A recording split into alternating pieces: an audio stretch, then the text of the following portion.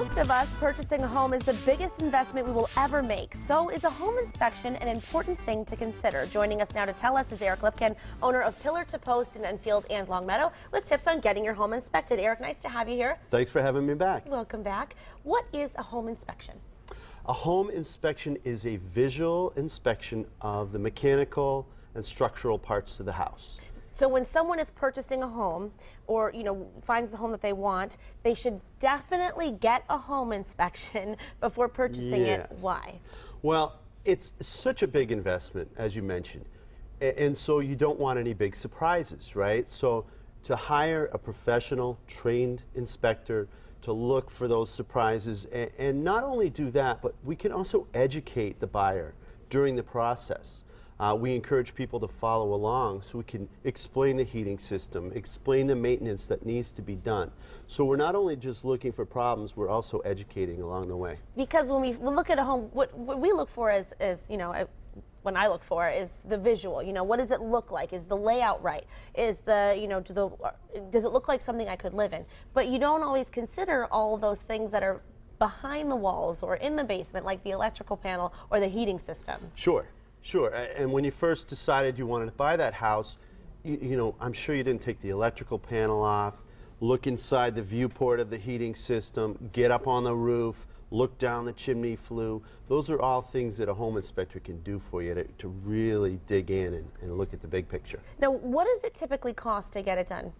Well, prices vary depending on inspector, size of the home, age of the home, but generally what I charge is $350 for a home up to 2,500 square feet. And then there's additional services that you should consider doing as well. What are some of those additional services? Well, in this region, we especially recommend termite inspection, radon testing. The EPA says all homes should be tested for radon, even new homes. And then if you have a well, you might want to consider testing the water potability or quality to make sure it's safe for drinking. You can test the well to see if it's going to be able to produce enough water for your needs. And we could go on because you could test for mold, asbestos, lead, radon in water. There are a lot of other tests that you can do as well, depending. So that when you do purchase your home, you can rest assured that you got everything checked out and you know every single last inch of what is in your home. Exactly. And so you really want to know exactly what's going on. Now, you have your home inspection, you got the report back, now what?